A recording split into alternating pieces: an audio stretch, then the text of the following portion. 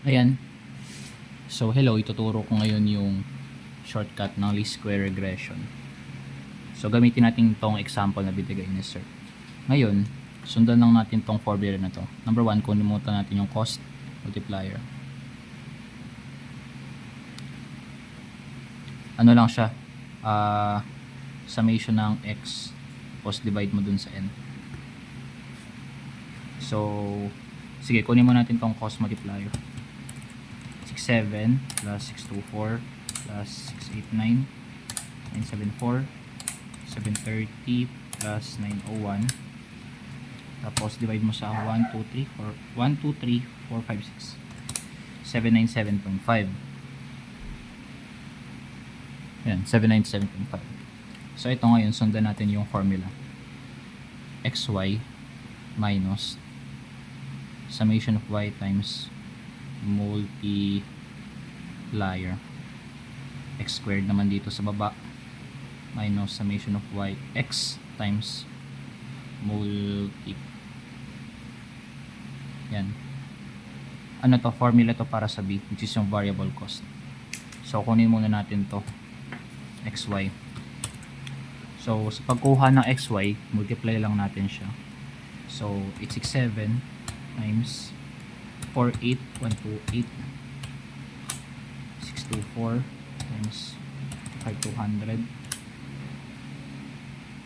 689 times 47120 974 times 5800 730 460 plus 901 times 49 and 20 GT.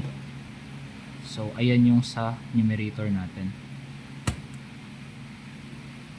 yun yung xy.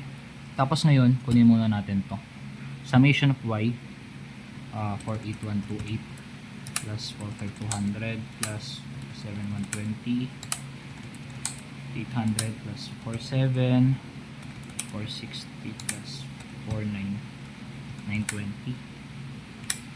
Tapos i-times natin siya dito 797.5. tapos lagay natin siya sa m minus kasi lagay natin siya dito na side.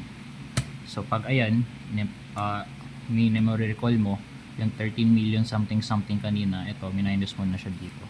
So ito isulat mo to 1319546. tapos ngayon dito ka naman sa baba. So para makuha mo yung x squared na mabilisan, ganito yung gawin mo. 867 times tas equals, kasi times mo siya sa sarili niya, so ibig sabihin na square mo siya. Pero kahit hindi mo na siya i-m plus, ituloy-tuloy mo lang tas i-gt mo.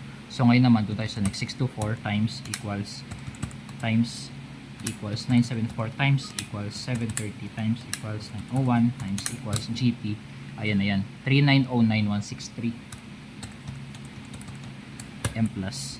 Nakuha natin to. Dito naman tayo next, summation ng x daw. So ngayon 667 624 plus 689 plus 974 730 plus 901. I-times daw natin tong 4785 dito sa cost multiplier natin, is yung 797.5. So ito yung dito. Tapos m minus memory recall.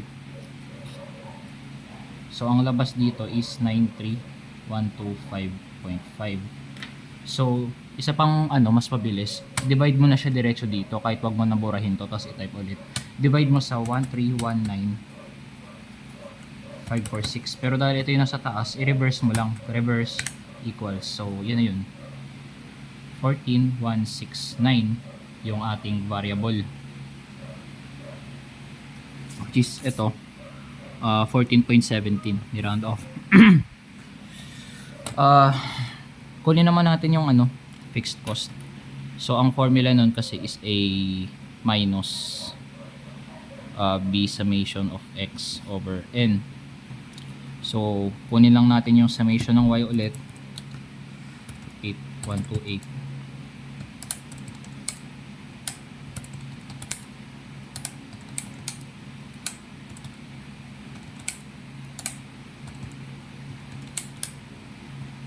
m plus kasi lalagay natin siya dito.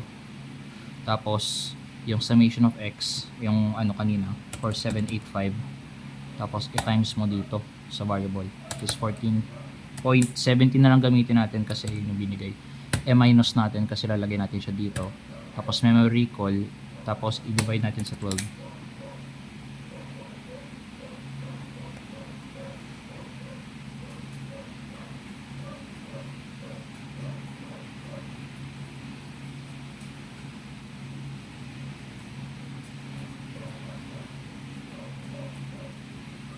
Ba't pala 12? Sorry.